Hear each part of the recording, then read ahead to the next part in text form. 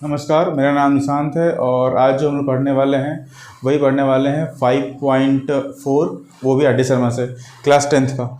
इसमें सबसे पहले हम लोग ये काम करेंगे कि सबसे पहले थोड़ा सा एक रिवीजन टाइप का कर लेंगे ताकि हम लोग को ये समझ में आए कि इससे पहले जो हम लोग पढ़े थे उसके बारे में बहुत ज़्यादा डिटेल में नहीं जाएंगे, बस 1 से 2 मिनट का टाइम लेंगे और रिवीजन जैसे कंप्लीट हो जाएगा फिर हम लोग आगे की तरफ बढ़ जाएंगे। देखिए, हम लोग इससे पहले ये समझे थे, कोई एग्जाम्पल्स ले लेते हैं जिसमें AP के बारे में बात की जाए। मान लीजिए 1, 3, 5, 7, 9, 11, 13। अगर मेरे पास में ये दिया हुआ है तो हम लोग पिछले क्लास के बारे में जो बात कर रहे थे वो ये किए थे कि अगर इसको बोलेंगे फर्स्ट टर्म को रिप्रेजेंट करने का 2 तरीका, या तो आप A से रिप्रेजेंट कीजिए या फिर A1 से रिप्रेजेंट कीजिए। सेकेंड टर्म को रिप्रेजेंट करेंगे A2 से, थर्ड टर्म को रिप्रेजेंट करेंगे A3 से, फोर्थ टर्म को A4 से, और जो लास्ट में टर्म आएगा, यहाँ पे तो ये 13 गिवन दिख रहा होगा आपको, मगर अगर लास्ट में जो टर्म आएगा उसको हम लोग रिप्रेजेंट करेंगे AN से। लास्ट टर्म जिसको हम लोग AN से रिप्रेजेंट करते हैं इसको L भी बोलते हैं। L का मतलब ही हो गया लास्ट टर्म, जिसमें हम लोग ये सीखे थे कि मेरे पास जो फर्स्ट टर्म होगा, ये जो यहाँ पे 1 लिखा हुआ है, ये 2 लिखा हुआ है, ये 3 लिखा हुआ है, ये सारा का सारा नेचुरल नंबर होगा और इसका मतलब होगा कि n बिलोंग्स टू n, यानी कि जो छोटा वाला n है, यानी कि ये जो नंबर यहाँ पे लिखा हुआ होगा वो सारा का सारा इस n को, यानी कि नेचुरल नंबर को रिप्रेजेंट करेगा। ठीक है, इसका मतलब होता है एलिमेंट ऑफ। ये थोड़ा सा लिखने का एडवांस तरीका है, जो 11th क्लास में साइंस लेके पढ़ना चाहते होंगे उनके लिए बड़ा फ़ायदेमंद है।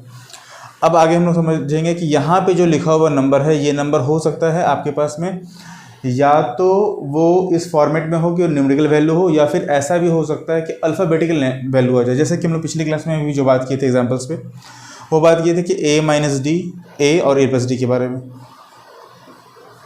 A+D के बारे में।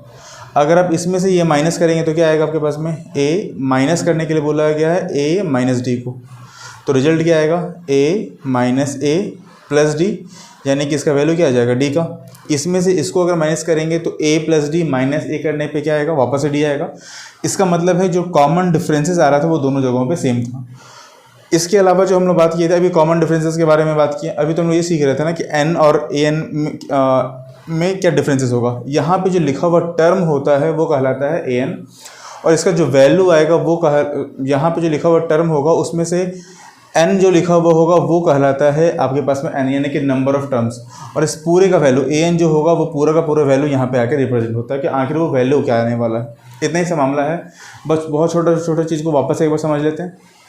क्या बात की, first term, second term, third term करते हुए होगा, ये पूरा का पूरा जो लास्ट टर्म होगा उसको AN से या फिर L से रिप्रेजेंट करेंगे, और यहाँ पे जो 1, 2, 3, 4 इस तरह का जो नंबर लिखा हुआ दिख रहा है या n लिखा हुआ दिख रहा है, ये सारा का सारा नेचुरल नंबर होगा। दूसरा बात क्या किए थे, जब भी हम लोगों को D फाइंड करना होता है हमेशा सेकेंड टर्म यानी कि राइट हैंड साइड से ठीक पहले वाले टर्म को माइनस करते हैं और ये कोशिश करते हैं कि इसका जो डिफरेंसेस निकलेगा वो हमेशा हर कंडीशन में सेम निकलना चाहिए। अगर डिफरेंसेस सेम निकलेगा तो उस कंडीशन में बोलेंगे कि ये AP को फॉर्म कर रहा है, और डिफरेंसेस अगर सेम नहीं निकल रहा है इसका मतलब साधारण सा बात है ये AP को फॉर्म नहीं करने वाला है। तो इसी के बारे में हम लोग बात किए थे। आज जो हम लोगों का क्लास है वो जब हम लोग इस बारे में बात समझ चुके हैं कि A क्या होगा, AN कैसे आता है, N के बारे में बात हो गया, D के बारे में बात हो गया कि D का क्या वैल्यू है, ये किस तरह से होगा, तो अब हम लोग ये समझते हैं कि इसमें मैथ किस तरह से बनता है, क्योंकि मैथ ही बनाना है 10th क्लास में तो। और इसके बारे में पहले बोल दिया गया है कि अगर आप इसको बहुत अच्छे से पढ़ेंगे तो आने वाले टाइम में, यानी कि जब आप ग्रेजुएशन वगैरह कर लेंगे तो फिर इसका अचानक से यूज़ आना शुरू होता है।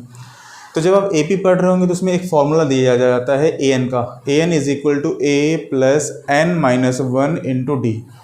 ये होता है फॉर्मूला AN का। क्या मतलब इसका, हम लोग बात किए ना अभी इस A के बारे में। इस A को हम लोग क्या बोल सकते हैं कि जो फर्स्ट टर्म होगा उसी से हम लोग किसको रिप्रेजेंट कर सकते हैं, A को रिप्रेजेंट करेंगे फर्स्ट टर्म को।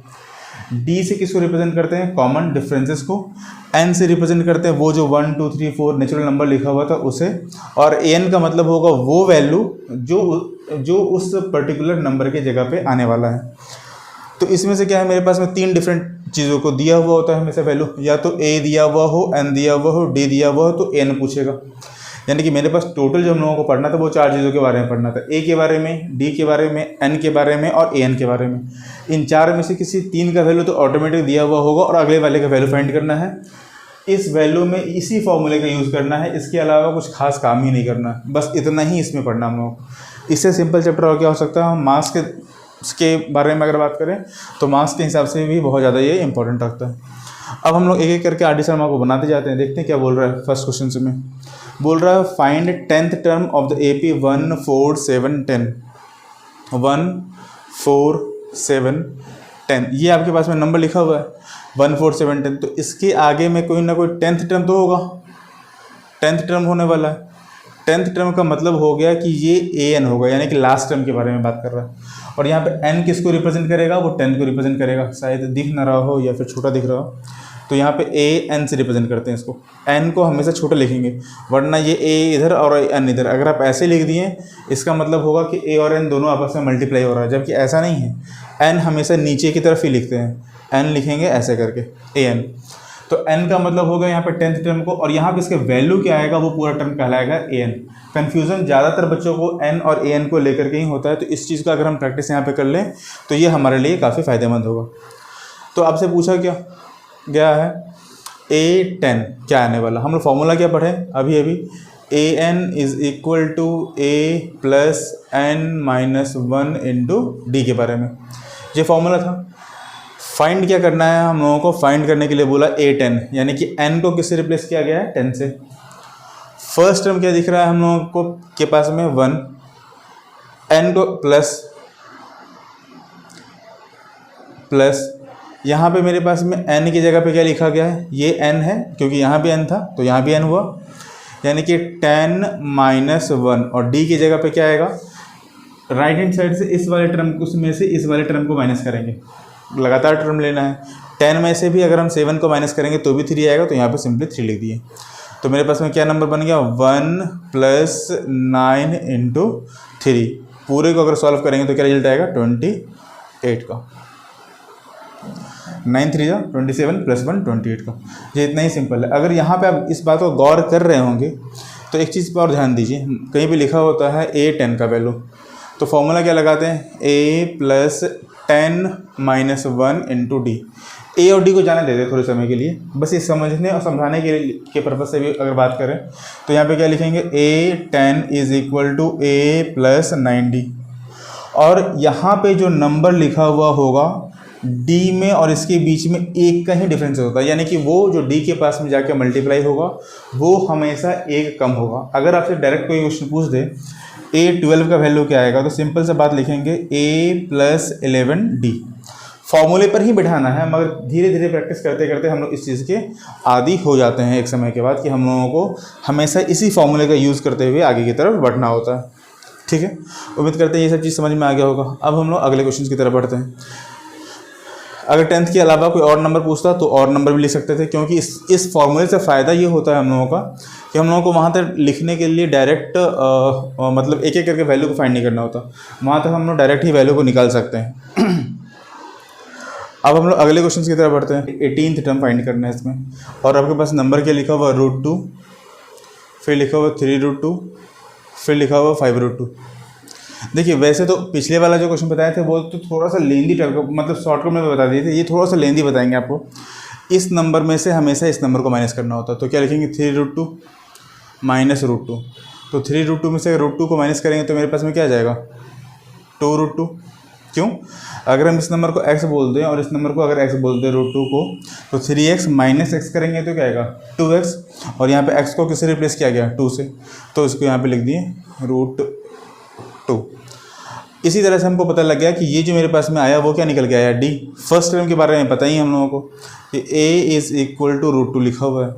ठीक, अब लिखना होता है फॉर्मूला, जैसे बोर्ड के एग्जाम में बनाएंगे वैसा का वैसा बता दे रहे हैं। A is equal to A plus N-1 into D। अगर आप हाफ नंबर इस चीज़ का मिलता है, अगर आप इस फॉर्मूले को लिखेंगे तो इसका आपको आधा नंबर मिलेगा, और टीचर के पास इस बात का श्योरिटी जाएगा जो चेक करने वाले होंगे कि ये जो बच्चा जानता है वो थोड़ा फॉर्मूले को जानता है, उस पर वैल्यू को पुट करके बनाया है। तो इसी तरीके से ही आगे आपका बहुत ज़्यादा काम आएगा। अगले वाले में क्या बोला, फाइंड 18th टर्म बोल रहा है, यानी कि AN की जगह पे क्या पुट करना है आपको, 18th फाइंड कर लिखना है। यानी कि हम लोग इस फॉर्मूले को देखते हुए या तो एक बार में ये लिख दें कि A की जगह पे क्या आएगा, A प्लस 17D, डायरेक्ट भी ले सकते हैं, मगर क्योंकि नंबर कम है या फिर बहुत, क्योंकि ये इस तरह का क्वेश्चन जब भी आपसे पूछा जाएगा वो मैक्सिमम 1 मार्क्स का क्वेश्चन आएगा, ठीक है। तो जब भी आपसे कोई लेंदी ना पूछा जाए तो उस कंडीशंस में अगर ये नंबर 2 नंबर का आता, 1 नंबर वाले में तो हम लोग इतना लिखेंगे ही नहीं। जब भी 1 नंबर का आता तो सीधे लिखते A18 is equal to A+17D और लिख करके बनाना शुरू कर देते हैं। एक बार फिर से बोल दे रहे, शायद यहाँ पे दिख ना रहा हो तो A18 is equal to A+17D लिखते हैं और उसको फिर सॉल्व करना स्टार्ट कर देते हैं। इतना ही काम करना था। मगर इस वाले कंडीशन में क्या थोड़ा सा कंडीशन चेंज है आपका। मान लीजिए 2 नंबर में आ गया किसी कारण से, तो या फिर ऐसा हो सकता है कि जब मर्ज करके दे देता है, अभी हम लोग आगे तो प्रैक्टिस करेंगे, अभी तो स्टार्टिंग ही किए हैं इस चीज़ का, तो उस कंडीशन में कैसे बनाएंगे। तो लिखा हुआ है √2 यहाँ पे, तो a की जगह पे पुट कर दीजिए √2, n की जगह पे क्या पुट करना है 18 - 1 और d की जगह पे क्या होगा 2√2। d के जो वैल्यू यहाँ पे दिख रहा था उसी वैल्यू को यहाँ पे पुट किया गया है 2√2 का। सिंपल कहानी, इसको सॉल्व कर लेना। सॉल्व करने पे क्या आएगा √2 + 17 × 2√2, ठीक है। अब यहाँ पे देखिए, अगर आपको ये समझ में आ रहा है कि क्या 17 को 2 से मल्टीप्लाई करेंगे या नहीं करेंगे, अगर कन्फ्यूज़न हो रहा है तो यहाँ पे इन दोनों में से √2 देखिए बहुत आसानी से कॉमन आता है, वो दिख रहा होगा। क्या बचेगा 1 + 17 × 2 यानी कि 34 लिख देते सीधा। आगे पास रिजल्ट क्या आएगा 35√2 और यही आपका आंसर भी हो जाएगा, ठीक है। जब आप क्वेश्चन को बना लेते हैं, आप अपने आप को कॉन्फिडेंट करने के लिए ये कोशिश कीजिए, जब आपका क्वेश्चन बन जाए तो एक बार उसका आंसर चेक कर लीजिए, क्योंकि जैसे ही आप आंसर चेक करेंगे आपको लगेगा नहीं हम सही बनाएं, यानी कि हम चीज़ों को सीख रहे हैं अच्छे तरीके से, और फिर आपका कॉन्फिडेंस भी इससे बढ़ेगा कहीं ना कहीं। अब हम लोग बात करते हैं, सेकेंड क्वेश्चन हो गया, नेक्स्ट क्वेश्चन की तरफ, जो बोल रहा है थर्ड वाले पार्ट में nth term of the AP 13,8,3,2। ये आपके पास में नंबर लिखा हुआ है और फिर ये पूछ रहा है कि nth टर्म बताने के लिए।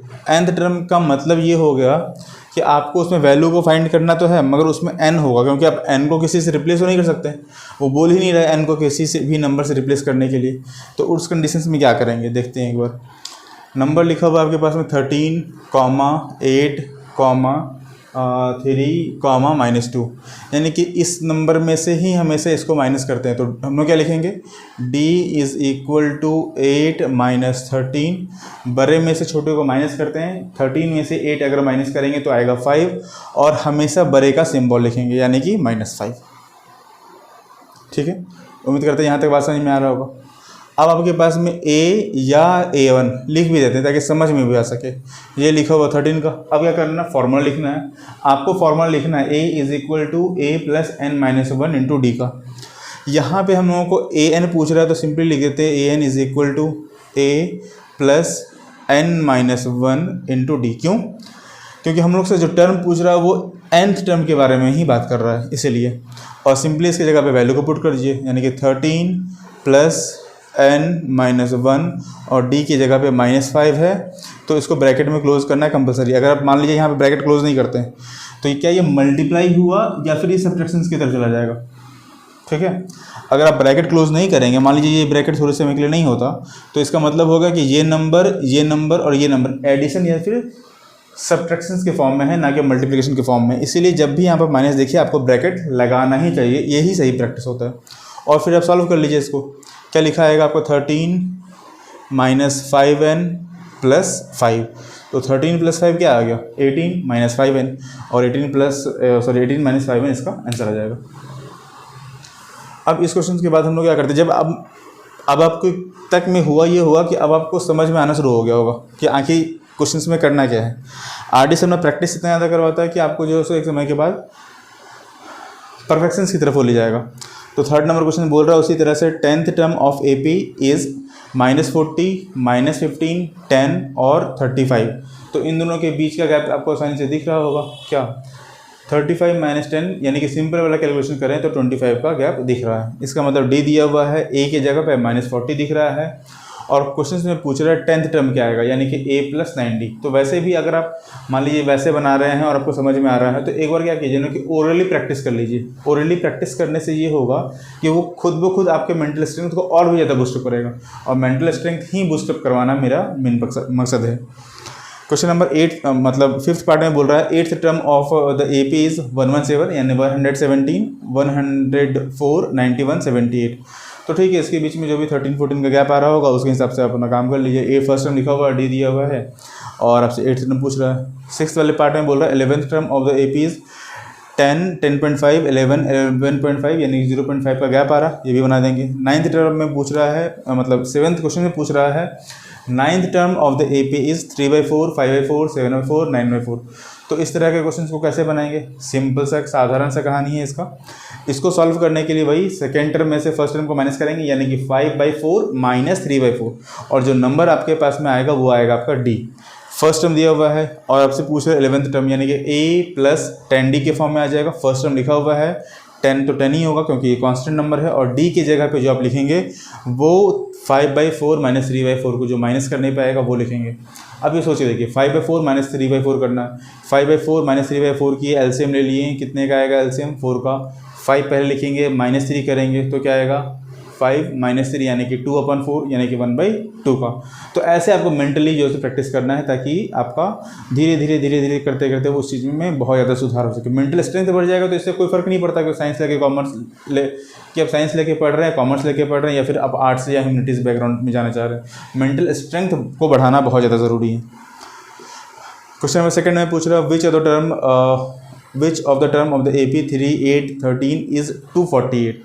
तो इस तरह का क्वेश्चन को कैसे बनाते हैं ये हम लोग समझ लेते हैं। पहला क्वेश्चन लिखा हुआ 3, 8, 13 और इसमें पूछ रहा है 248 इसका टर्म होगा या नहीं होगा।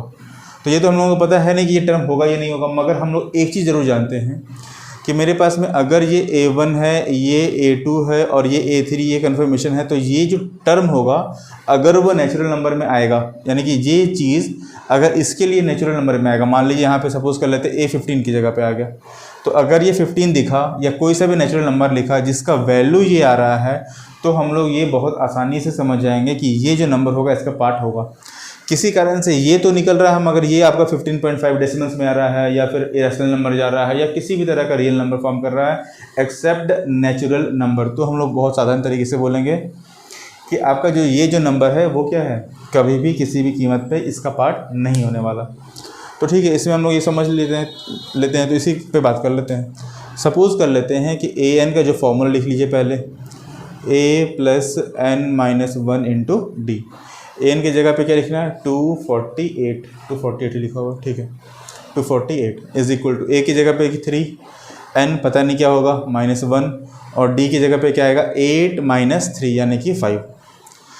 पहला काम ये कीजिए कि इस नंबर को उठा के इस तरह भेजिए। सॉल्व करने से का एक और तरीका होता है, वैसे तो आप जैसे ही बनाएंगे मैथ तो सही आएगा, 5 को इसमें से मल्टीप्लाई करेंगे, 5 को इससे मल्टीप्लाई करेंगे, मगर मेरा जो कहना है वो इस चीज़ को लेकर के ताकि टाइम कम लगे एग्जाम्स में। 348 minus 3 is equal to n-1 into 5। तो 348 में से अगर ये माइनस करेंगे तो क्या आएगा 248 का, यहाँ बता दे रहे हैं 245 का, और यहाँ पे जो 5 लिखा हुआ दिख रहा है वो मल्टीप्लाई के फॉर्म में है तो ये क्या आ जाएगा n-1 का। अब आपके लिए ये होमवर्क रहेगा कि ये कैंसिल आउट कर दीजिए। 5 के टेबल में 4 टाइम्स में 20 यानी कि 49 आ जाएगा। अब ये माइनस का n अगर उस तरफ जाएगा तो क्या लिख सकते हैं n इज इक्वल टू 50। बहुत सा बच्चा दो जगहों पे गलती करता है, उन दो जगहों के बारे में भी बात कर लेते हैं। पहली बात, जब वो माइनस को उस तरफ भेजता है, क्योंकि हम लोग हमेशा प्लस के साथ में बहुत ज़्यादा हैबिचुएटेड हो जाते हैं कि प्लस को उस तरफ भेजेंगे तो माइनस होगा, और हड़बड़ी के चक्कर में क्या होता है 49 की जगह पे बच्चा डायरेक्ट 48 आंसर लेके चलाता है। पहला गलती तो ये करता है लास्ट में। दूसरा ये होता है कि अगर आप इसको इससे मल्टीप्लाई करेंगे, देखिए हम ये नहीं बोल रहे कि मैथ बनेगा नहीं, इससे मैथ तो बिल्कुल ही बनेगा मगर इसमें टाइम ज़्यादा लगेगा। क्यों? 5 को n से मल्टीप्लाई किए, 5 को इससे मल्टीप्लाई किए, एक स्टेप में मल्टीप्लाई का काम होगा। अगले स्टेप में इन दोनों नंबर को ऐड करेंगे, -5 + 3 करेंगे, फिर आपकी इस प्रोसेस को गुजार करके यहाँ तक पहुँचेंगे। इससे बढ़िया है कि डायरेक्ट ही लिख करके ये काम खत्म कर दीजिए। 2-4 बार प्रैक्टिस कीजिएगा तो ये समझ में आ जाएगा कि ये -5 एक लाइन में ही लिख करके हम लोग आगे की तरफ बढ़ जाते हैं। जैसे कि यहाँ पे बता दे रहे हैं, कैसे लिखेंगे 248 लिख दिए, -3 लिखें, अपॉन में 5 कर दिए, इज़ इक्वल टू n-1, ऐसा कर सकते हैं। तो सिंपल है, इसका 245 को 5 से डिवाइड किए 49 आ गया, और फिर उस तरफ करेंगे तो बना जाएगा। इसी तरह से मैथ बनेगा ये। तो इतने सिंपल से मैथ है। इससे सिंपल मैथ सही मायने में मिलने वाला भी नहीं है 10th क्लास में, क्योंकि और सब चैप्टर में तो और भी ज़्यादा टाइम लगने वाला है। और ख़ास करके अगर आप कॉन्सेप्ट्स को नहीं समझ रहे हैं या फिर इस चीज़ से भाग रहे हैं तो याद रखिए कि ट्रायंगल्स वगैरह भी है इसमें पढ़ने का, और ट्रायंगल्स वगैरह वास्तव में टफ हो जाता है कभी कभी। ठीक है, तो उम्मीद करते हैं ये चीज़ समझ में आ रहा होगा। अगला क्वेश्चन इसी में बोल रहा है विच term of the AP 48, 80, 76 is 0। क्या इस तरह के टर्म में आपके पास में 0 आने का पॉसिबिलिटीज़ दिख भी रहा है या नहीं दिख रहा? तो ये भी सॉल्व कर लेंगे। 0 को बोल देंगे कि an की जगह पे 0 है। अगर n मेरे पास फ्रैक्शन में, डेसिमल्स में, इस तरह के किसी भी नंबर में आएगा तो बोलेंगे ये इसका पार्ट नहीं होगा। अगर नेचुरल नंबर में है और आप मैथ सही बना रहे हैं तो इसका मतलब ये होगा कि हाँ वो बिल्कुल इसका पार्ट होगा, यानी 0 इसका पार्ट होगा। अगला क्वेश्चन बोल रहा है विच term of the AP 4, 9, 14 is 254। ये भी सेम ही कहानी की तरह बनेगा जैसे पिछली बार फर्स्ट क्वेश्चन सॉल्व किए थे। नेक्स्ट बोल रहा है विच term of the AP 21, 42, 69 21, 42, 63, 84 is 420। कि 420 इसका पार्ट होगा नहीं या नहीं होगा, आपको ये बताना है। अगले क्वेश्चन में बोल रहा है विच टर्म ऑफ द AP 121 यानी कि 121, 117, 113 is the first negative term. देखिए नेगेटिव टर्म के बारे में पहले इस क्वेश्चन को लिख लेते हैं। लिखा हुआ 121, 117, 113,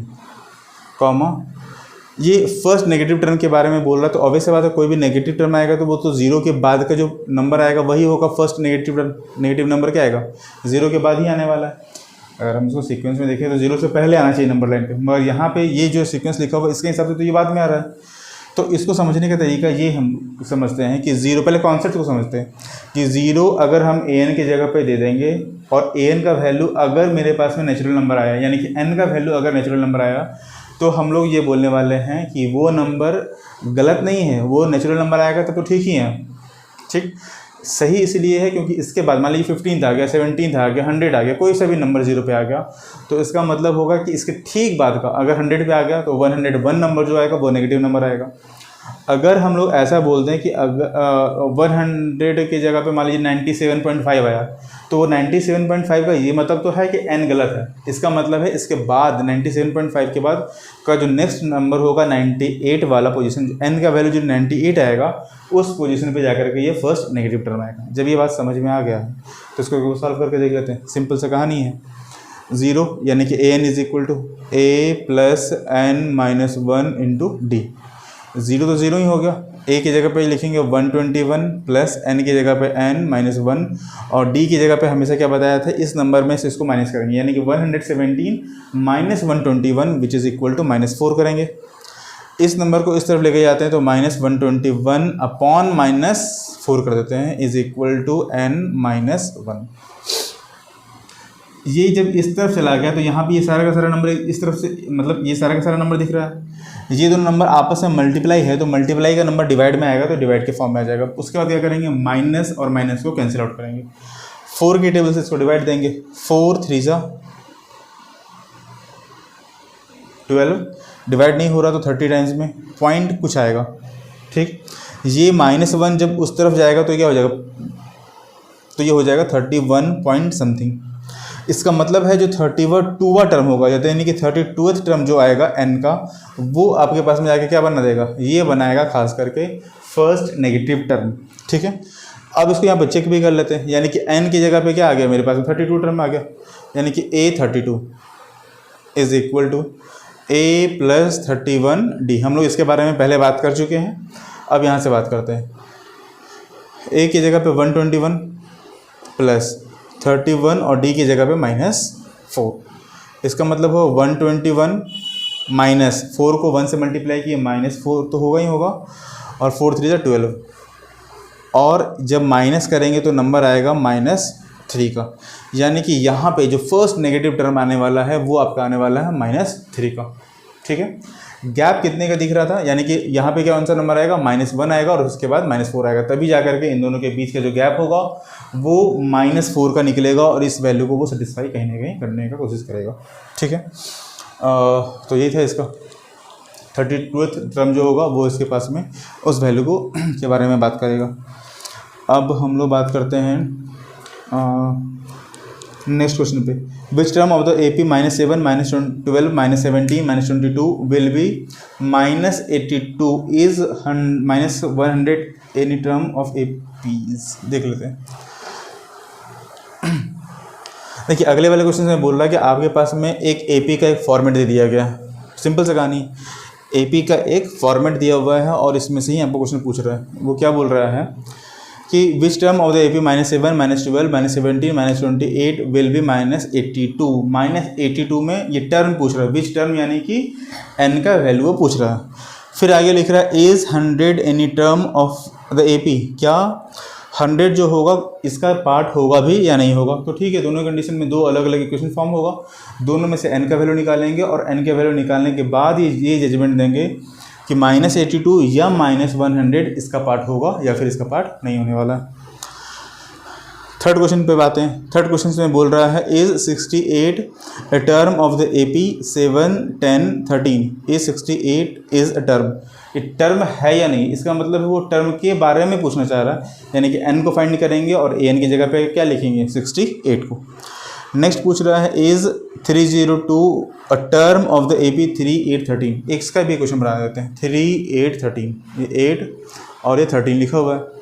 पूछ रहा है कि 302 इसका पार्ट होगा या नहीं होगा। तो पहले तो हम 302 को इसका पार्ट बोल ही देते हैं कि भैया तुम इसका पार्ट हो। 302 इज इक्वल टू ए की जगह पे सिंपल इसको आप फॉर्मूला वगैरह तो आप लेके बनाएंगे, यहाँ पे बस हम समझाने के लिए इसके सिंपल फॉर्म में बता देते हैं, यानी कि an -1 इंटू डी, यानी कि 8 -3 करेंगे तो क्या आएगा 5।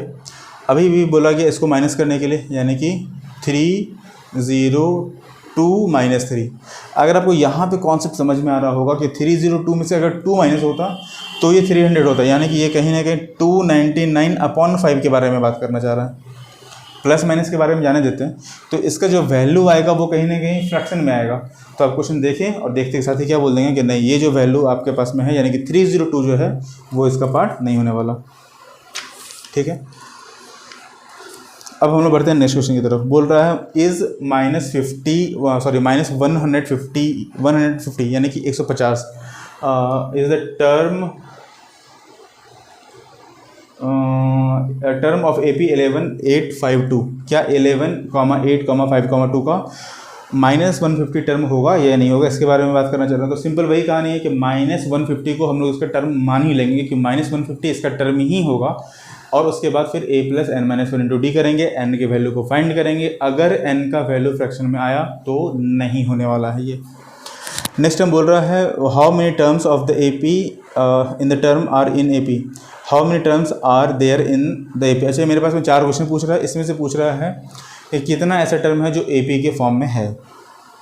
How many terms are there in the A P. अच्छा ठीक है, अभी पूछ रहा है कि मेरे पास में वो टर्म कौन सा होगा, मतलब 10th पोजीशन पे, 15th पोजीशन पे, 100 पोजीशन पे जो सीक्वेंस लिखा हुआ है उस सीक्वेंस के बारे में ये बात कीजिए कि कितने पोजीशन पे वो टर्म आएगा या फिर नहीं आने वाला।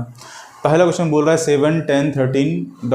43 को ये चेक करना है कि ये उसका पार्ट होगा या फिर नहीं होगा। सेकेंड पार्ट में बोल रहा है -1, -5/6, -2/3, -1/2 ... 10/3, यानी कि 10/3 को ये चेक करके बताना है कि क्या इस सीक्वेंस का ये पार्ट होने वाला है या नहीं होने वाला है।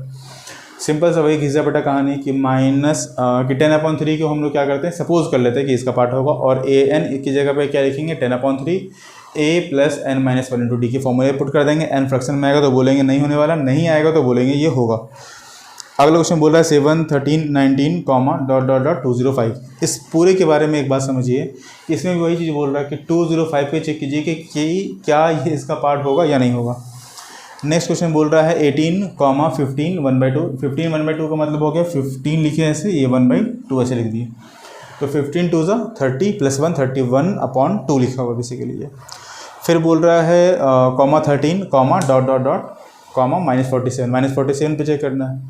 तो मेरे ख्याल से ये कुछ है नहीं, बस आपको प्रैक्टिस को ही इनहेंस करेगा। तो एक एक करके अगर आप बना पाते हैं मेरी बातों से तो बना लीजिए।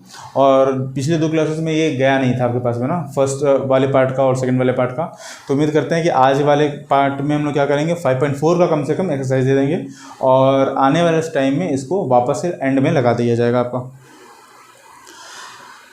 नेक्स्ट क्वेश्चन बोल रहा है 5th नंबर में, the first term of the AP is 5, ठीक है, common differences is 3 and the last term is 80, find the number of times. तो ठीक है, ये तो अब हम लोगों के पास में बेस तो तैयार हो गया। देखिए, अगर आप किसी भी पढ़ाई को इसलिए पढ़ रहे हैं कि बस क्वेश्चंस बन जाए मेरे से, तब तो आपके लिए वास्तव में डिफिकल्टीज आएगा। अगर आप एग्जांपल्स देख रहे हैं, बना रहे हैं, एग्जांपल्स देख रहे हैं, बना रहे हैं, तो आप मेहनत तो कर रहे हैं, मगर वो स्मार्ट स्टडी में फिर काउंट नहीं होगा।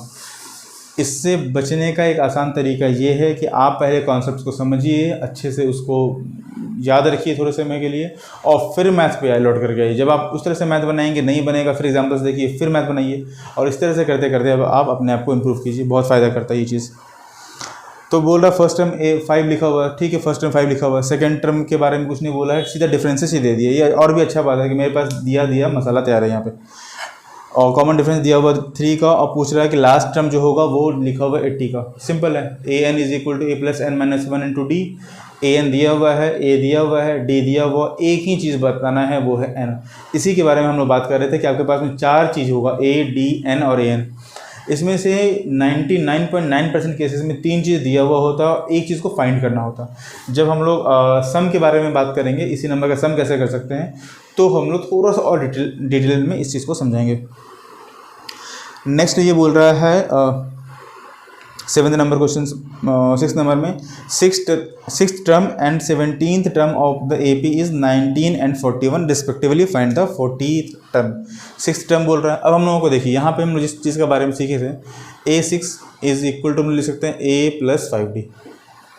वो क्या लिखा हुआ है मेरे पास में, 6th टर्म मेरे पास में लिखा हुआ 19 का, तो यहाँ पे लिख देते हैं 19, ठीक। फिर बोल रहा है A6 टर्म लिखा हुआ है इतने का। फिर बोल रहा है 17th टर्म जो है वो लिखा हुआ है 41 का। A17 हम लोग सीखे हैं, A प्लस 16D होगा, और इसका मतलब होगा 41 का। और आपसे फाइंड करने के लिए क्या बोला, A 40th टर्म क्या आएगा, A 40th टर्म क्या आने वाला है, A 40 पूछ रहा है आपसे कि इसका वैल्यू बताइए कि इसका वैल्यू क्या आएगा। तो सिंपल नहीं है, यहाँ पे लीनियर डिफरेंशियल 2 वेरिएबल के फॉर्म में तो टूट ही रहा है। अगर हम नीचे वाले को सीक्वेंस में चेंज कर देंगे तो मेरे पास में ये टर्म कैंसिल आउट हो जाएगा। 16 में से 5 माइनस करेंगे तो -11 होगा D, और 41 में से अगर हम 19 माइनस करेंगे तो मेरे पास में क्या आएगा, 41 में से 90 माइनस करेंगे तो आएगा 22, वो भी साइन के साथ में, ठीक है। दोनों तरफ में ये कैंसिल आउट हो जाएगा। D इज इक्वल टू क्या आ गया 2। अब इस D की वैल्यू को अगर हम यहाँ पे पुट कर दें तो क्या आ जाएगा, 5 इंटू 2 10, A का वैल्यू आएगा 90 माइनस 10, यानी कि A आ गया आपके पास में कितने का, 9 का। तो 2 वैल्यू फाइंड करना था, ये फाइंड हो गया। अब ये फाइंड नहीं कर लेंगे, A 40 is equal to A की जगह पे लिखना सीधे सीधे से A प्लस 39D। A की जगह पे क्या लिखा हुआ है, 9 प्लस 39 इंटू 2, इतना ही सिंपल से कहानी है। 9 प्लस 9 टू जो 18, 1 कैरी, 3 टू जो 6 प्लस 1 7, दोनों को ऐड कर दीजिएगा, ठीक है, आएगा 87 का। यही इसका आंसर हो जाएगा।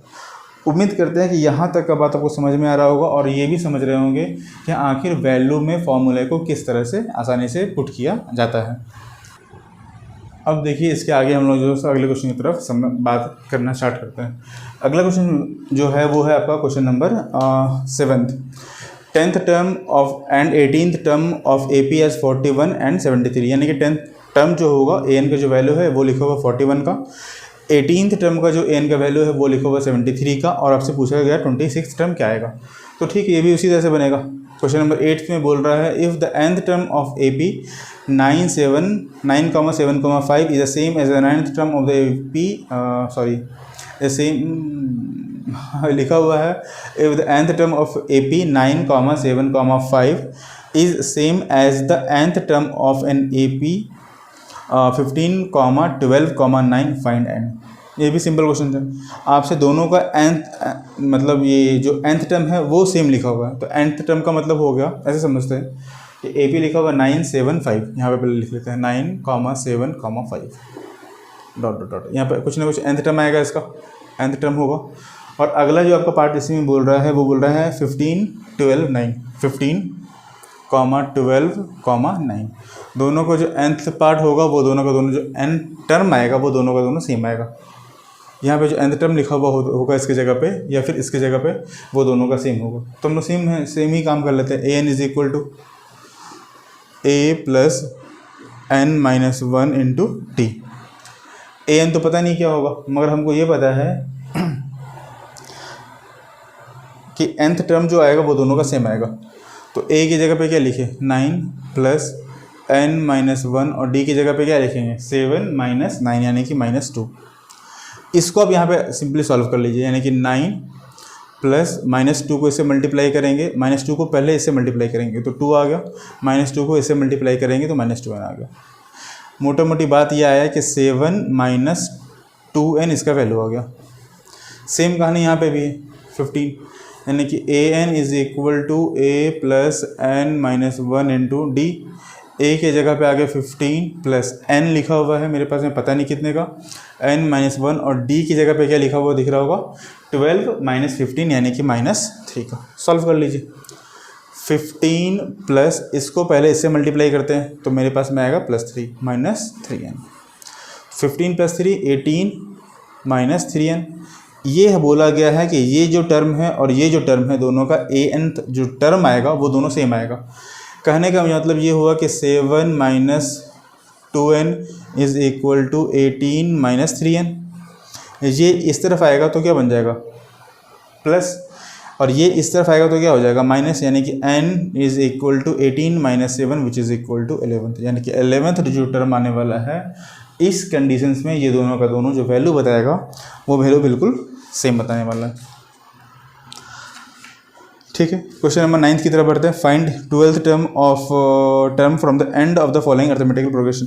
देखिए बहुत सा बच्चे से बहुत समझदारी का काम करता है, हम उसी समझदारी के बारे में आपसे बता देते हैं। यहाँ पे बोल रहा है 12th टर्म फाइंड करना है, वो भी एंड से, यानी कि लास्ट से आपको 12th टर्म फाइंड करना। पहले तो ये समझते हैं कि इसका मतलब क्या हुआ। क्वेश्चन लिखा हुआ है 3 5 7 9 2 0 1, ये आपके पास में नंबर गिवन है। इसमें बोल रहा है कि लास्ट से 12th टर्म क्या आएगा ये फाइंड कीजिए। जैसे कि फर्स्ट से थर्ड टर्म ये हो गया, फर्स्ट से फोर्थ टर्म ये हुआ, उसी तरह से लास्ट से 12th टर्म क्या आएगा ये फाइंड करने के लिए। तो बहुत सा बच्चे क्या करते हैं, इसको जैसा लिखा हुआ उसको ठीक उल्टा लिख देता है। आपको भी वही तरीका बता दिया जा रहा है। 201 कॉमा डॉट डॉट डॉट पता नहीं क्या होगा, 1 माइनस करने जाएगा, ये भी डिस्क नहीं लेता। 9 7 5 3। अब मेरे पास में ये टर्म क्या बन गया, ये टर्म बन गया लास्ट टर्म और ये टर्म आ गया फर्स्ट टर्म, यानी कि an is equal to a plus n minus 1 into D. an क्या दिख रहा है 3 का, तो 3 लिख दिए। a की जगह पे क्या दिख रहा है 201 का, तो 201 लिख देंगे। n क्या दिख रहा है पता नहीं क्या दिख रहा है, कुछ है ही नहीं, n माइनस 1, और d की जगह पे अब माइनस करने के लिए हमेशा तो ये बोल रहा था कि इसमें से ये माइनस करेंगे, यहाँ दिया हुआ नहीं है तो इसमें से किसी को पकड़ लीजिए। 3 माइनस 5 -2 का, तो ये आपके पास में बन जाएगा -2 का। अब वैसे बात है कि इसको उस तरफ ले जाने के लिए बोला गया, तो माइनस जब भी करेंगे 201 में से 3 को, तो मेरे पास में क्या आएगा 198, तो -198 अपॉन में -2 is equal to n minus 1। Minus से माइनस कैंसिल आउट हो गया, ये आ गया आपको कितना 99, यानी कि n का वैल्यू क्या आ गया 100 का। यानी कि जो आपके पास में नहीं, इसमें ये पूछ रहा था कि आप मुझे ये बताइए कि 12th टर्म क्या आएगा। 12th टर्म वाले में ये क्वेश्चंस पूछ रहा था कुछ और बन गया कुछ और। यहाँ पे बहुत सिंपल सा है, अगर कुछ कोई बात नहीं, अगर वो गलत बन गया तो भी कोई दिक्कत नहीं। इसमें ये पता लग गया कि टोटल टर्म कितना दिया हुआ, और टोटल टर्म अगर मेरे पास फाइंड आउट कर ली तो भी हम लोग उससे 12th टर्म तक पहुँच सकते थे। तो एक तरीका तो ये भी था, मगर ये तरीका उल्टा पड़ गया, क्योंकि हम लोग इस तरफ से नहीं इस तरफ से इस तरफ से नहीं इस तरफ से बनाना चाहिए था। अभी जिसके बारे में हम लोग बात करने वाले हैं उसके बारे में मैं पहले बात समझते हैं। इधर से 12th टर्म पूछो, यानी कि n का वैल्यू 12 दिया हुआ है, a12 is equal to a plus 11d। a की जगह पे 201 प्लस 11 इंटू -2 कर देंगे। ये सिंपल पड़ता है उससे, इसीलिए ये तरीका बताया गया। 201 माइनस 22 माइनस कर लीजिए। अगर यहाँ पे 22 से माइनस करेंगे तो मेरे पास में क्या आएगा 9। ये 10 था 11 था, अब यहाँ पे 10 होगा क्योंकि 0 में से एक इस तरफ चला गया। तो 9 - 2 करेंगे तो आ जाएगा 7 और ये आ जाएगा 179। ठीक है, अब यही आपका आंसर भी हो जाएगा। एक तरीका तो ये था कि 179 टर्म जो होगा यहाँ पे से मैंने पीछे से 179 कहीं पे लिखा होगा, ये आएगा आपका पीछे से 12th टर्म। एक तरीका तो वो था, मगर उसमें गलती ये हो गया, मतलब थोड़ा सा, हाँ देखिए यही बात होता है मैथ्स का साथ में, यही सबसे बड़ा दिक्कत है कि ब्रेन का, आँख का और हाथ का, इन तीनों का कोऑर्डिनेशन अगर कभी भी गड़बड़ होगा तो क्या, चाहे कितने भी साल से पढ़ा रहे हो, कितने भी एक्सपर्ट्स हो, चाहे जैसे भी स्टूडेंट्स हो, वो हमेशा गलत बनवा ही देता है। आप ये अपने घर मोहल्ले के आसपास की भी कहानी सुनिएगा ना, आपको समझ में आ जाएगा कि मैथ्स पढ़ने में बहुत अच्छा था मगर किसी कारण से नंबर नहीं आ पाया, और एक बार जब नंबर आना ख़राब होना शुरू हो जाता है तो फिर आदमी डिप्रेशन में चला जाता है। तो इन सब चीज़ों से बचना चाहिए आदमी को। देखिए मोटिवेशन का ज़रूरत तो उसको होता है ना जो बिल्कुल अपने आप को मान बैठे कि नहीं अब मेरे से कुछ नहीं होने वाला, बाद बाकी के लिए मोटिवेशन का क्या ही ज़रूरत होगा। जिसको अगर आप ठान लिए कि हमको ये काम करना है तो करना है, उससे पीछे हटने का तो बात ही नहीं उठता। अगर आप ज़्यादातर टाइम अपने इंस्टाग्राम वगैरह पे पास कर रहे हैं स्टोरीज देखने में, रील्स देखने में, तो फिर कोई क्या बोल सकता है ऐसे कंडीशन में। आप फिर ये समझिए कि आपको उस तरफ ध्यान जा रहा है और आप पढ़ाई से दूर जा रहे हैं। धीरे धीरे आपके दिमाग में एक ऐसा साइकोलॉजिकल इफेक्ट होगा जिसके बारे में आपको खुद भी पता नहीं लगेगा। कंपनी बड़े बड़े जो है वो तो अपना काम कर रही है, बस आप जाएंगे इस बीच में। नेक्स्ट क्वेश्चन बोल रहा है 12th टर्म फाइंड करना फ्रॉम द एंड से। नंबर लिखा हुआ है 3, 8, 13, डॉट डॉट डॉट 253। अगला क्वेश्चन बोल रहा है 1, 4, 7, 10, डॉट डॉट डॉट 88। अब इसमें भी वही काम करना है, लास्ट से बोला है तो लास्ट में ए मेरे पास में 88 पकड़ लेंगे, नंबर को वैसे ही मैनेज करेंगे जैसा कि लिख के दिखाया गया था, और फिर ये काम कर लेंगे। अब हम लोग क्या करते हैं, लेवल 2 की तरफ बढ़ते हैं। मगर इससे पहले आप लोग थोड़ा सा, अगर टफ लग रहा होगा चीज़ तो थोड़ा सा हाथ मुँह धो करके आ जाइए। हम लोग 1 सेकेंड का पॉज लेकर के वापस इसको कंटिन्यू करते हैं। उम्मीद करते हैं कि आप लोग थोड़ा सा ब्रेक ले लिए होंगे, और ब्रेक के बाद से हम लोग वापस से अपने क्वेश्चन पर आते हैं जो है लेवल 2, यानी कि क्वेश्चन नंबर के बारे में बात करें तो 10th बोल रहा है if 9th term of an AP is 0। ठीक है, 9th टर्म AP का क्या लिखा हुआ 0, तो यानी कि A9 का जो वैल्यू लिखा हुआ वो लिखा हुआ 0। इसको लिखने का एक और तरीका क्या हो सकता है, A + 8D = 0, जिसके बारे में अभी थोड़ी देर पहले हम लोग बात किए थे कि यहाँ पे जो नंबर लिखा हुआ होगा उससे ठीक D का जो मल्टीप्लाई होगा वो 1 कम होता है हमेशा। फॉर्मूला भी वही होता है, A + n - 1 × D इज़ 0। ये गिवन है मेरे पास में। प्रूव करने बोल रहा है, prove that it's 29th term is double the 19th term, यानी कि A + 19D हमें पहले निकालना होगा। A 19th निकालना होगा, A 19th = A + 18D। 19th term मेरे पास में ये निकलेगा, मेरे पास गिवन तो एक ही वैल्यू है यहाँ से, यानी कि हम लोगों को prove that it's 29th term is double the 19th term, यानी कि इसको हम लोग लिखेंगे, कैसे लिखेंगे, A की जगह पे क्या आएगा -8D। अगर हम यहाँ से वैल्यू निकालना चाहें तो A की जगह पे क्या लिखेंगे, -8D, और वैसे बात है कि -8D लिखेंगे, और यहाँ पे +18D लिखा हुआ है। इन दोनों को अगर सॉल्व करेंगे तो मेरे पास में जो वैल्यू आएगा A 19th का D के फॉर्म में, वो आएगा क्या, +10D का। अगर हम A 29th का वैल्यू निकाल ले, अगर वो 20D आ गया तो हम लोग बोलेंगे ठीक इसका वो डबल हो जाएगा। देखते हैं कि क्या रिजल्ट आता है। अब हम लोग बात करते हैं A 29 के बारे में, तो A 29 = A + 28D। A की जगह पे हम लोग क्या लिखे, -8D + 28D। इन दोनों के गैप को अगर देखेंगे तो ये कितने का आ रहा है, 20D का, यानी कि यहाँ पे जो वैल्यू निकल रहा था, यहाँ पे जो वैल्यू निकल रहा था 29D, इसमें जो वैल्यू आ रहा था वो आ रहा था 10D का, और यहाँ पे जो वैल्यू आ रहा है वो आ रहा है 20D का। तो जस्ट इसका D के कॉन्टेक्स्ट में बात करें तो डबल हो गया। अच्छा, अब जब हम इसके वैल्यू को, मान लीजिए हम यहाँ से निकालते 8D का जो वैल्यू आता है, अगर हम रेशियो के फॉर्म में बात करना चाहें, मेरे ख्याल से रेशियो में बहुत ज़्यादा आप लोग कंफर्टेबल नहीं होंगे, मगर फिर भी अगर हम रेशियो के बारे में बात करना चाहें, इसी नंबर को यहाँ पे समझते हैं, तो हम लोग उसको ऐसे लिख सकते हैं, A/D = -8, और नीचे में कुछ भी नहीं है तो 1।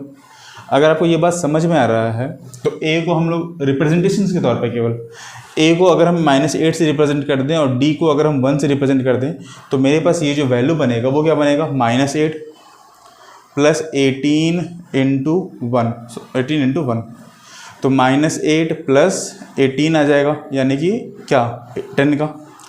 अगर इसी रिप्रेजेंटेशंस के बारे में हम लोग यहाँ पहले इस 29th के बारे में बात करें तो A की जगह पे क्या रिप्रेजेंट करेंगे, -8 को, तो -8 को रिप्रेजेंट कर दिए। देखिए ये कोई डिवाइड नहीं है, ये एक अलग समझाने के लिए बताया गया केवल, ये कोई डिवाइड का फॉर्मेशन नहीं चल रहा। यहाँ पे हम लोग क्या लिखेंगे, -8 लिख दिए, क्योंकि a का वैल्यू क्या आ रहा है, -8 आ रहा है यहाँ पे। और d की जगह पे क्या लिखेंगे, d की जगह पे सिंपली लिख देना 1 को।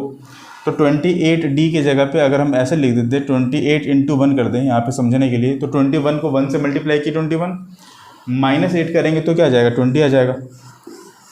अगर आप इन दोनों ही फॉर्मेट में से किसी भी फॉर्मेट पे इस मैथ को बनाते हैं तो ये सही होगा। क्यों? क्योंकि अगर हम इस रेशियो वाले के, अगर आप ट्रिग्नोमेट्री पढ़े होंगे तो हम लोग उसमें लेंथ, ब्रेथ और हाइट के बारे में जो बात करते हैं वो कुछ P/H में इसी रेशियो के बारे में बात कर रहे होते हैं। तो इसी तरह का मैथ को यहाँ पे या तो आप ऐसा सॉल्व करेंगे या फिर आप इस फॉर्मेट में सॉल्व करेंगे, ये बताने का कोशिश करेंगे ए के फॉर्म में, डी के फॉर्म में, कि इसका जो वैल्यू आएगा अगर वो डबल हो जा रहा है किसी कारण से, तो हम लोग बोलेंगे कि हाँ ये जो मैथ बनाया है अभी हम लोग बनाए हैं उसमें हम लोगों का जो वैल्यू आएगा वो डबल हो रहा है, यानी कि ये हेंस प्रूफ चीज़ है। 10th हो गया। 10th के बाद अब हम लोग 11th नंबर क्वेश्चन की तरफ बढ़ रहे हैं। 11th नंबर जो क्वेश्चन है वो ये बोलता है कि if 10 times the 10th term, देखिए इस क्वेश्चन को जितने भी तरह का वर्ड प्रॉब्लम आपको जहाँ कहीं भी मिलेगा, इसमें कोशिश ये कीजिए कि जैसे ही आप एक सेंटेंस पढ़ें उसको पहले उसके इक्वेशंस के फॉर्म में लिख सकें। जैसा कि यहाँ पे लिखा हुआ है if 10 times the 10th term of an AP, तो A10 को अगर हम 10 से मल्टीप्लाई करेंगे तो इसका मतलब ये हो गया 10 into A plus 9D, AP is equal to 15th times the 15th term, यानी कि 15 टाइम्स अगर निकालना चाहें A15 का तो ऐसे लिखेंगे A प्लस 14D और उसको मल्टीप्लाई करेंगे कितने से, 10 से। देखिए यहाँ पे 15 टाइम्स बोल रहा, 15 से मल्टीप्लाई करेंगे तो यहाँ पे मल्टीप्लाई इसलिए यहाँ पे भी करके दिखा दिए कि एक तो मेरे पास जगह कम था, दूसरी बात ये था कि आगे पीछे हम जैसे भी लिखेंगे बस इक्वेशंस को सही लिखना होता है। So that 25th term of an AP is 0। अब इसमें पूछ रहा है कि 25th टर्म जो आएगा वो 0 के इक्वल आएगा। दूसरा जो कंडीशन बोल रहा है यहाँ पे कि ये और ये दोनों आपस में क्या लिखा हुआ, इक्वल दिया हुआ, तो ठीक है। क्वेश्चन की डिमांड भी ये बोल रहा है if 10 times of 10th term of an AP is equal to 15 times of 15th term, ये दोनों क्या लिखा हुआ, इक्वल लिखा हुआ है। तो हम लोग यहाँ पे लिखेंगे AQ यानी कि अकॉर्डिंग टू क्वेश्चंस। फिर इस नंबर को इसको इक्वल करेंगे, 10 को अगर A से मल्टीप्लाई करेंगे तो क्या आएगा 10A, 10 को अगर 9 से मल्टीप्लाई करेंगे तो क्या आएगा 9TD इज इक्वल टू 15 को A से मल्टीप्लाई करेंगे तो क्या आएगा 15A, और 15 को अगर 15 से मल्टीप्लाई करेंगे तो 225 आएगा, और 14 से मल्टीप्लाई करना तो 15 को वापस से सब्ट्रैक्ट करना होगा, यानी कि 210 देन D का। या फिर से मल्टीप्लाई करके देखिए, या तो ये समझ में आ गया तो ठीक है, वरना कैसे मल्टीप्लाई करते हैं 15 4 जा 60, 60 का 0 6 कैरी, 15 1 जा 15 प्लस 6 21, यहाँ पे 21 लिख दिया गया। अब इसमें से वही जो हम इससे पहले वाले क्वेश्चन में किए थे, इस 15 को इस तरफ लेकर के आएंगे तो हम सीधा लिख देते हैं -5A हो जाएगा, और इस 90 को अगर इस तरफ लेकर के आएंगे तो 210 में से अगर हम 90 माइनस करेंगे तो आपके पास में क्या आ जाएगा 120D। मेरे ख्याल से ये चीज़ समझ में आ रहा होगा। चेक भी कर लेते हैं, 0 + 0 0, 2 + 9 11, 1 कैरी, 1 + 1 2, ये आ गया। अभी जिस फॉर्मेट के बारे में हम लोग बात कर रहे थे उसी फॉर्मेट में वापस से A और D को लिख लेते हैं, यानी कि A/D के बारे में जब हम लोग बात करेंगे तो क्या लिखेंगे -120/5। इन दोनों में संयोग ऐसा है कि कुछ ना कुछ कॉमन फैक्टर आ रहा है तो इसे कैंसिल आउट कर देते हैं, कैंसिल आउट कर देंगे, 24 5 ये आता है, यानी कि A को जो रिप्रेजेंट करेंगे हम जिस नंबर से वहाँ पे लिखेंगे A इज इक्वल टू -24, और D को जिस नंबर से रिप्रेजेंट करेंगे वो आ जाएगा 1। क्यों 1 आएगा? क्योंकि यहाँ पर नीचे में डिनोमिनेटर में कुछ भी नंबर नहीं बच रहा, तो ये 1 को ही रिप्रेजेंट करें। ये बस रिप्रेजेंटेशन का तरीका है, इसमें x वगैरह भी हम लोग लेकर के बना सकते हैं। अब ये पूछ रहा है आपके पास में क्वेश्चन में कि सो that 25th term of the AP क्या आएगा, वो 0 आएगा। तो 25th टर्म निकाल लेते हैं, A25 is equal to A + 24D, और A की जगह पे क्या दिख रहा है आपका यहाँ पे -24, और D की जगह पे क्या दिख रहा है केवल 1। तो अब ऐसा होता है इन दोनों को मल्टीप्लाई करेंगे तो क्या वैल्यू आएगा इसका 0।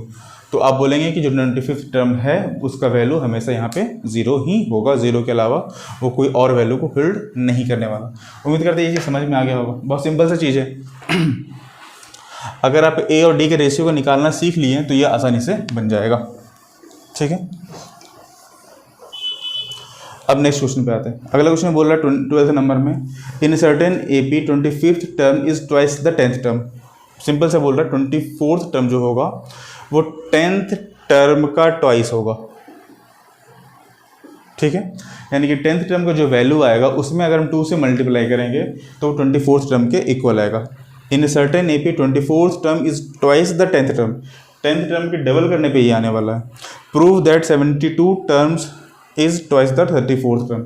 और रिलेशन क्या बताया गया है आपके पास में, A34 twice A34 is equal to A72।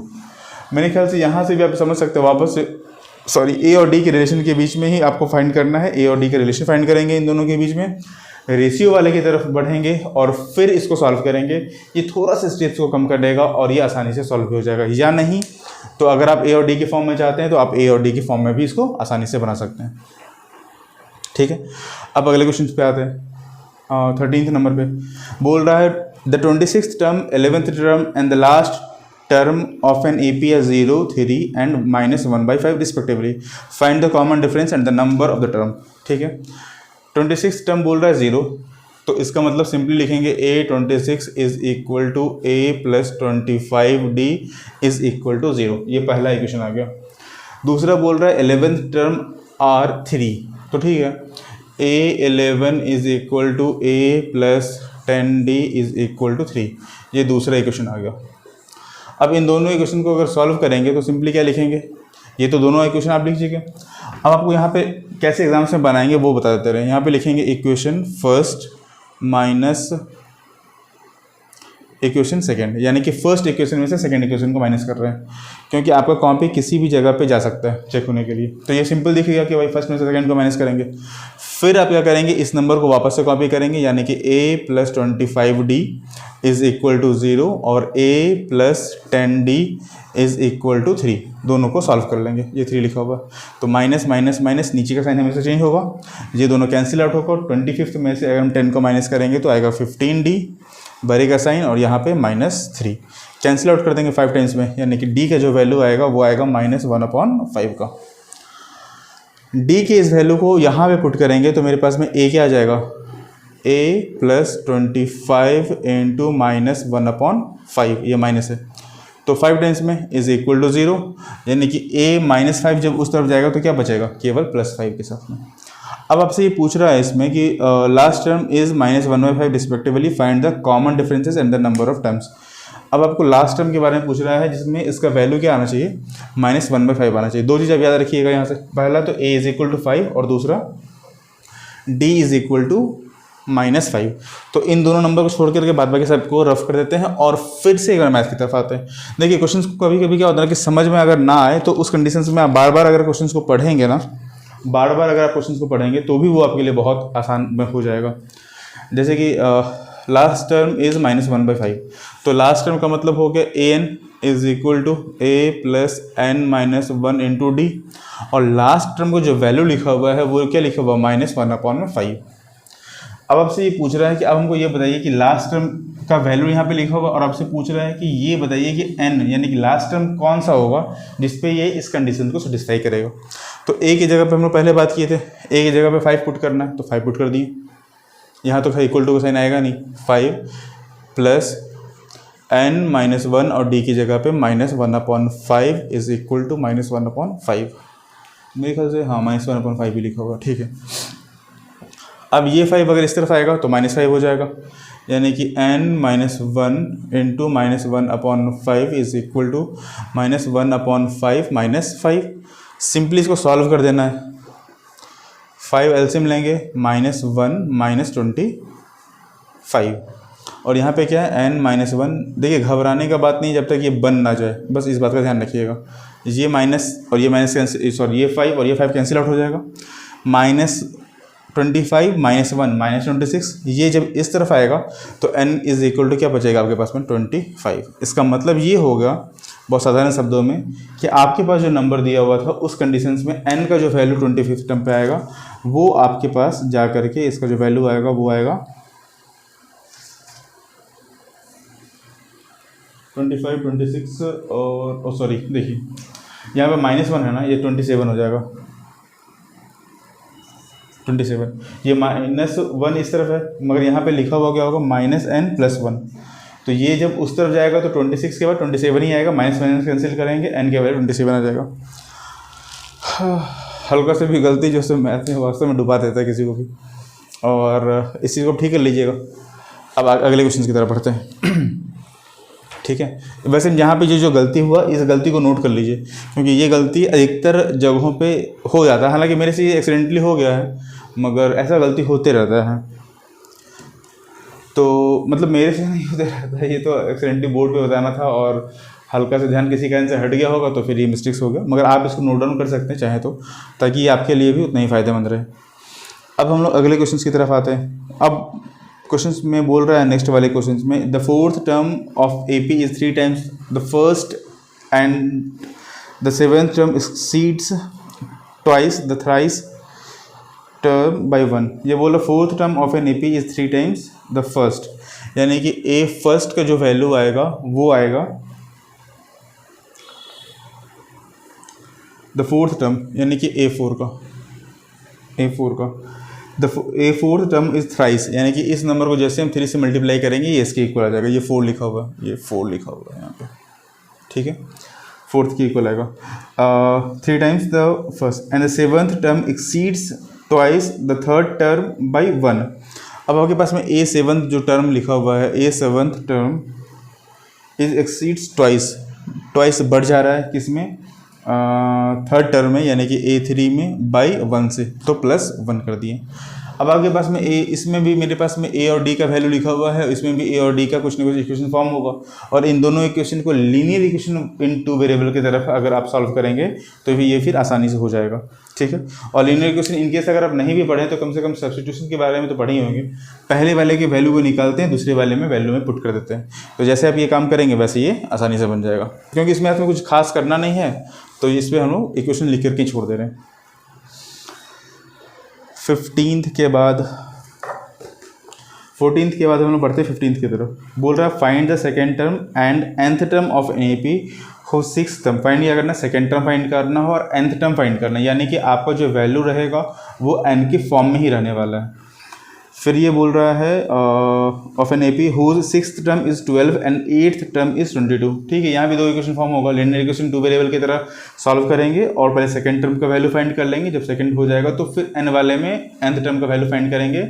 इस बात का हमेशा ध्यान रखेंगे कि an is equal to a plus n-1 into D होगा, और ये n के फॉर्म में ही इसका आंसर आने वाला है।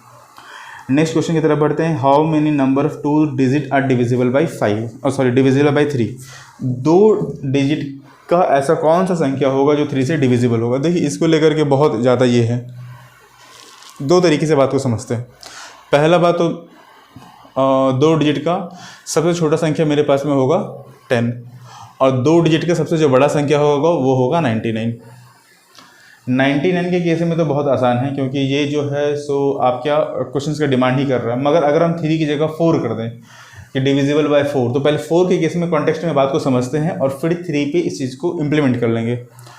मान लीजिए 4 के केस में सबसे छोटा संख्या कौन सा होगा जो डिविजिबल होगा, तो 4 के टेबल में ये 2 टाइम्स में आएगा, ये आ गया 8, नीचे क्या बचेगा 2। ये जो नंबर यहाँ पे बचा हुआ है इस नंबर को पे ध्यान रखिएगा। दूसरी तरफ 4 के टेबल से यहाँ पे डिवाइड देते हैं, 4 2 = 8, यहाँ पे 1 आ गया, यहाँ पे 9 आ गया, 4 4 = 16, तो माइनस करेंगे यहाँ पे 3 आएगा। ठीक है, अब यहाँ पे इस चीज़ को ध्यान रखिए कि यहाँ पे जो नंबर है वो आगे की तरफ बढ़ने वाला नंबर है, और यहाँ पे जो नंबर है वो 99 से कम होगा, क्योंकि 4 के टेबल में 99 आता ही नहीं है। तो जहाँ कहीं भी एक्सीड्स वाला नंबर होगा, यानी कि बढ़ने वाले नंबर के बारे में बात करेंगे, उस कंडीशन में हम लोग कैसे काम करते हैं, और जहाँ पे हम लोग कम करेंगे उस कंडीशन में कैसे काम करते हैं। देखिए यहाँ पे मेरे पास में 4 में से 2 को माइनस करेंगे, संयोग यहाँ पे है कि 2 आएगा, और 2 को अगर हम इस नंबर में ऐड कर देंगे तो क्या आ जाएगा 12, यानी कि फर्स्ट नंबर जो उससे डिविजिबल होगा वो होगा 12 का। दूसरी तरफ इसमें से जो मेरे पास में लास्ट में जो 3 बचा हुआ नंबर है, इस 3 को इसमें माइनस कर देंगे। क्यों माइनस कर देंगे, क्योंकि यही वो नंबर है जो एक्सीड्स कर जा रहा है, यहाँ पे ये कम नहीं हो रहा है, ये बढ़ा हुआ नंबर है। तो इस बढ़े हुए नंबर को इसमें से कम कर देंगे, 99 में से 3 को माइनस कर देंगे, तो मेरे पास क्या नंबर आएगा 96 का। तो एक तरफ तो आपको ये समझ में आ गया। अब इसी चीज़ को इम्प्लीमेंट करते हैं 3 वाले के केस में। 3 वाले के केस में 3 लिख दिए, यहाँ पे लिखते हैं 10। 3 टाइम्स में क्या आएगा 9 आएगा, और माइनस करेंगे तो क्या आएगा 1 आएगा। ठीक है, अगर आप इस 1 को इसमें माइनस कर दिए डायरेक्ट इस वाले कंडीशंस की तरह, तो जैसे ही आप 1 को माइनस करेंगे ये क्या बन जाएगा 9, और 9 2 डिजिट का नंबर नहीं है, 9 3 के टेबल से डिविजिबल तो होगा मगर ये 2 डिजिट का नहीं रह जाएगा, तो ये कितने डिजिट का होगा 1 डिजिट का। और आपका क्वेश्चन का जो डिमांड है वो बोल रहा है 2 डिजिट की सबसे छोटी संख्या के बारे में। एक बार आप इस चीज़ को वापस से समझ लीजिए। पहला में केस में ये बोल रहा है कि आपके पास जो नंबर गिवन है उस नंबर में 4 वाले केस में इन दोनों के बीच का डिफरेंसेस को माइनस किया गया, संयोग से यहाँ पे 2 ही निकला, इसलिए थर्ड का एग्जांपल देकर के बताना पड़ा। जहाँ कहीं भी आपके पास बढ़ने वाले अधिक नंबर के बारे में बात करें, अगर ये पूछता कि थर्ड डिजिट का सबसे छोटी संख्या क्या होगी, तो मेरे ख्याल से हम इन दोनों को क्या करते, फिर इन दोनों का डिफरेंसेस नहीं निकालते। सॉरी, ये थर्ड वाले के केस में क्या करते हैं, थर्ड नंबर का यानी कि 100 लेते हैं और फिर डिवाइड करते हैं, फिर जो इन दोनों के बीच का जो गैप आता उस कंडीशंस में काम करते हैं। या तो एक तरीका ये था, दूसरा तरीका ये था कि अगर हम 100 लेते ही तो 100 क्या होता कि 4 के टेबल से आसानी से कैंसिल आउट हो जाता। क्यों, 25 टाइम्स में ये वैसे ही कैंसिल आउट हो जाता। तो 20 ये शायद 4 के केवल में ये सूटेबल एग्जांपल्स नहीं होता, मगर अगर हम इन दोनों के बीच के गैप के बारे में बात करें तो ये आएगा 1 का, और इसी 1 को अगर इसमें ऐड कर देंगे अधिक के केस में तो ये 100 हो जाएगा जो डिविजिबल होगा। यहाँ पे भी वही काम है, हम लोग नंबर को आगे की तरफ लेकर जाना है, नंबर को आगे की तरफ ले जाना है। उस कंडीशन में इन दोनों के बीच का जो गैप 2 होगा, इस 2 को इस 10 में ऐड करेंगे तो रिजल्ट क्या आएगा मेरे पास में 12 का। अगर आपको ये बात समझ में आ गया होगा तो मेरे ख्याल से अब इस तरह के जितने भी क्वेश्चन आएगा कि 2 डिजिट की सबसे छोटी संख्या जो 7 से डिविजिबल हो जाए, 2 डिजिट की सबसे बड़ी संख्या जो 2 डिजिट की सबसे बड़ी संख्या जो डिविजिबल हो जाए आपका 11 से है, 3 से है या फिर 4 से है, इस तरह का जितना भी एग्जांपल एनसीईआरटी में भी दिया हुआ होगा उस तरह का हर एक क्वेश्चन यहाँ पे आसानी से सॉल्व हो जाएगा। उम्मीद करते हैं ये बात समझ में आ गया होगा। अब फोर्थ टर्म का अब आपके पास जो क्वेश्चन पूछ रहा था उसके हिसाब से काम कर लेते हैं।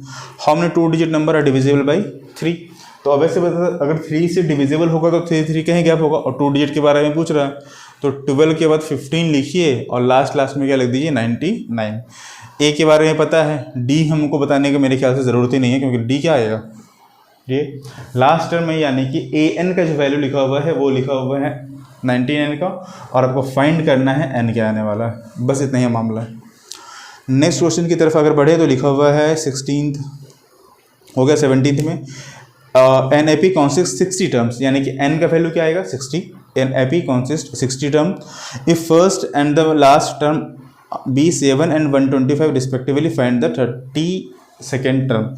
तो मोटा मोटी फर्स्ट टर्म आपके पास में 7 लिखा हुआ, तो 7 के केस में क्या बोल सकते हैं, ये पहले ही बताए थे कि A1 लिख सकते हैं या फिर A लिख सकते हैं इज इक्वल टू 7। यहाँ पे बहुत अच्छा बात ये है कि A का डायरेक्ट ही वैल्यू दे दिया गया है, और दूसरी तरफ ये बोल रहा है कि last 60 term and the last term.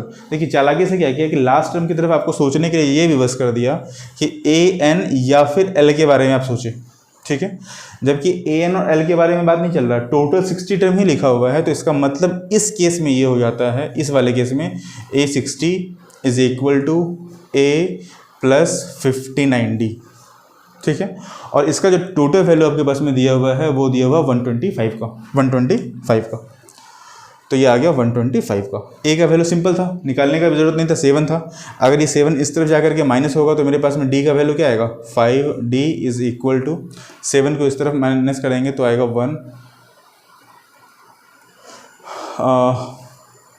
118 minus करने पे, और डी इज इक्वल टू आ गया 118/5, ठीक है। तो डी का वैल्यू इस तरह से आ गया। पॉइंट में देखिए जनरली निकालने से बचिएगा, पॉइंट की तरफ हम लोग जो है ज़्यादा मेहनत करते भी नहीं। तो ये जो आपके पास में निकल के आया है वो आ गया डी का वैल्यू। अब आपसे अगला क्वेश्चन पूछ रहा है, इसी में अगला पूछ रहा है फाइंड द 32nd टर्म के बारे में। तो ठीक है, A32 पूछ रहा है, A32 is equal to A plus 31, D के बारे में बात करेंगे। ए की जगह पे 7, 31 इंटू 118/5। देखिए जहाँ कहीं भी आपके पास में इस तरह का अटपटांग कुछ आने लगे ना, जहाँ कहीं भी आपके पास में इस तरह का कुछ भी अटपटांग टाइप का आने लगे, आपको ये समझ जाना चाहिए कि मैथ मेरा कहीं ना कहीं कुछ ना कुछ ऐसा हो रहा है जो गलत बन रहा है। तो वापस से वो चेक कर लेंगे क्वेश्चन को। 60 term, the first term and the last term is 7 and last term is 125, last term is 125। ओ यहाँ पे 59D होगा ना कि 5D होगा। वही इसी तरह से हम लोग इसको चेक कर सकते हैं। तो आप इसको ठीक कर लीजिएगा। ये तो खैर गलती नहीं, ये तो महा गलती था, इसमें तो गलती की बात ही नहीं थी। 59D बोले हैं और फिर लिख नहीं पाए, यानी कि 125 का। तो मेरे ख्याल से आगे भी इस चीज़ को आप ठीक कर लीजिएगा। तो आपका आ जाएगा यहाँ पे A की जगह पे 7 plus 59D is equal to 125, 59D is equal to 118 और D का जो वैल्यू आएगा वो आ जाएगा यहाँ पे 2। देखिए ये एक बहुत मतलब कि एक हैंडसम सा वैल्यू आपको दिख रहा होगा, D का वैल्यू 2। अब A 32 टर्म पूछ रहा है, यानी कि A 32 is equal to A plus 31D। A की जगह पे 7 प्लस 31 इंटू 2, तो ये हो गया 62। 62 में 7 ऐड कर देंगे तो 69 इसका आंसर आ जाएगा। देखिए ये कभी कभी गलती हो जाता है, मैथ्स तो है ही इस तरह की चीज़। तो उम्मीद करते हैं ये चीज़ समझ में आ गया होगा, कॉपी नोट डाउन कर लीजिएगा, ठीक है। अब हम लोग अगले क्वेश्चन की तरफ बढ़ते हैं।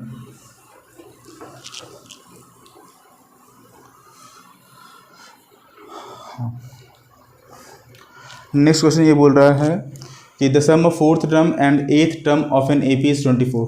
ठीक है, A4 प्लस A8 के बारे में अगर हम बात करें, ये A8 इज इक्वल 24, तो A plus 3D plus A plus 7D is equal to 24 आप लिखेंगे।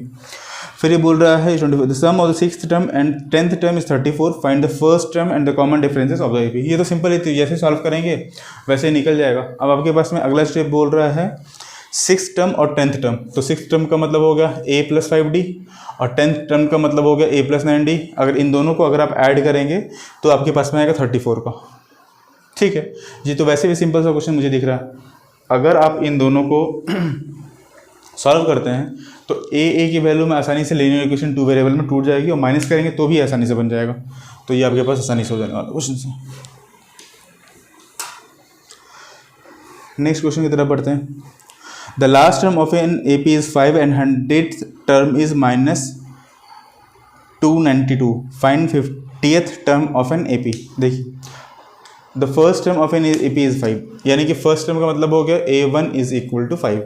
अब A1 में A plus n minus 1 into D होगा और 1 की जगह पे अगर हम 1 ही पुट कर देंगे तो 0 हो जाने वाला है। यानी कि बेसिकली ये बोलना ये चाह रहा है कि A इज इक्वल टू 5, ये वैल्यू दिया हुआ। ये आप देखिएगा, ये तो वैसे समझाने के लिए बताया गया आपको। अच्छा आगे बोल रहा है इसमें is 5 and the 100th term is minus 100th term। A100 is equal to A plus 99D is equal to minus 292। ये आपके पास गिवन वैल्यू है। Find the 50th term find करने के लिए बोला है। ये अच्छा ये है यहाँ पे कि आपके पास में इस वैल्यू को लिखा हुआ है और A 50th फाइंड करने के लिए बोला गया। अगर थोड़ा सा स्मार्टली काम करेंगे तो ये समझ में आ जाएगा कि इसका वैल्यू क्या आएगा, मगर कोई बात नहीं, इसको हम वैसे बना देते रहे।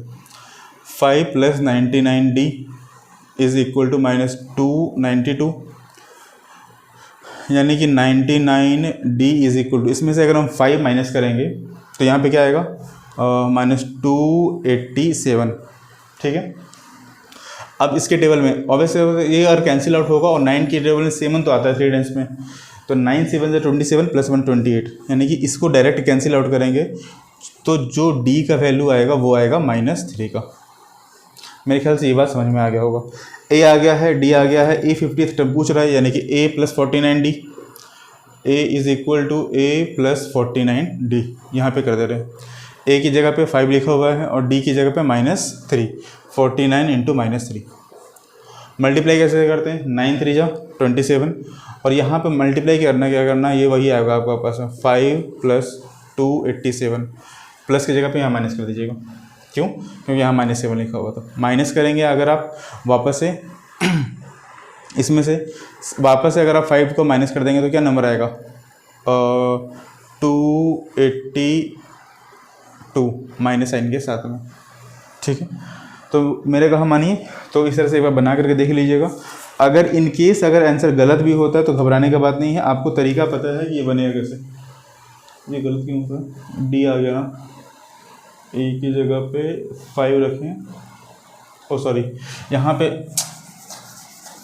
यहाँ पे आप इसको ठीक कर लीजिएगा। 9 3 जा, और हम 9 9 से ही मल्टीप्लाई कर रहे हैं, 99 वाला जो दिमाग में बैठा हुआ था उसी तरह से। 9 3 जा 27, 4 3 जा 12 और 2 14, 5 माइनस करेंगे तो 142 माइनस साइन के साथ में। ये ठीक कर लीजिएगा, आंसर से कोई खास फ़र्क नहीं पड़ता। वैसे बात है, आंसर से तो फ़र्क पड़ता ही पड़ता है, मगर बनाते समय अगर इस तरह का कोई गलती मेरे से हो जा रहा है तो उसके लिए हम क्षमा चाहते हैं लोगों से, क्योंकि जहाँ कोई भी क्वेश्चंस में क्या होता है, कभी कभी हल्का सा भी ध्यान हटा और इस तरह का गलती हो जाता है। उम्मीद तो करते हैं कि ऐसा गलती होना नहीं चाहिए, मगर अभी मेरे साथ रिपीटेडली 2 क्वेश्चन पे ऐसा हो चुका है, तो मेरे ख्याल से अब मुझे ब्रेक ले लेना चाहिए, क्योंकि लगातार क्लासेस के बाद जो है सो ऐसा हो जाता है, वरना फिर ये हो जाएगा कि सर से ही गलती बन रहा है। ठीक है, तो आज हम लोग 19th क्वेश्चन तक कर लिए। 19th क्वेश्चन के बाद में 54 क्वेश्चन पे है और इसमें लिखा हुआ है, तो एक तरह से समझिए 20 क्वेश्चन से हम लोग अगर स्टार्ट करेंगे, 20 से अगर हम लोग स्टार्ट भी किए तो 35 क्वेश्चन के आसपास तकरीबन हम लोगों को करना है। तो 35 क्वेश्चन के बाद अगला जो पार्ट आएगा वो कल के वीडियो में आ जाएगा, 35 का पूरा। और उम्मीद करते हैं कि यहाँ तक का जो वीडियो रहा होगा वो आपको बहुत अच्छा लगा होगा। इसको ज़्यादा से ज़्यादा लोगों तक पहुंचाइए, शेयर कीजिए। अगर अच्छा लग रहा हो वीडियो तो कमेंट्स करके बताइए, जिससे मुझे खुद बहुत ज़्यादा मोटिवेशन मिलेगा। और अगर आप कमेंट्स करेंगे तो मेरा मोटिवेशन सच में बहुत ज़्यादा हाई होगा। अगर आप लाइक कर देंगे तो ये मोटिवेशन और भी ज़्यादा बढ़ जाएगा। और सुझाव आपका बिल्कुल आमंत्रित है, आप किसी भी तरह से इस तरह का सुझाव दे सकते हैं कि और क्या किस तरह से इम्प्रूवमेंट करना चाहिए क्वेश्चंस में। हर एक क्वेश्चंस को बना के देखिए, बता पाना बहुत मुश्किल होता है। अगर आप यहाँ तक पहुँचे हैं तो प्लीज़ आप मुझे बताइए कि हर एक क्वेश्चन को बनाना है या फिर आपको स्लाइड तैयार कर देना है कि आप सारा क्वेश्चन खुद ब खुद बना सकें। तो मेरा तो टारगेट फिलहाल के लिए यही है कि आप लोग उस काम को कर सकें। अगर जैसे भी लग रहा हो आप इसको प्लीज़ कमेंट्स में ज़रूर बताइए, लाइक कीजिए, शेयर कीजिए, कमेंट्स कीजिए और हो सके तो सब्सक्राइब भी कर दीजिएगा, क्योंकि मेरा जो अब कंटिन्यू 10th क्लास का जितना भी तरह का वीडियो आएगा वो अब कंटिन्यू चलते रहेगा। ये एक दिन हो सकता है कि बीच में कभी रुक जाए तो रुक जाए, वीक में एक दिन रुक जाए, वरना एक वीडियो दो वीडियो छोटा बड़ा करके वीडियो तो हमेशा आता ही रहेगा। उम्मीद करते हैं कि यहाँ तक का वीडियो आपको काफ़ी अच्छा लगा होगा, और अच्छा लगा हो तो वापस से एक बार लाइक शेयर सब्सक्राइब और कमेंट्स प्लीज़ करके बताइए। Thank you so much.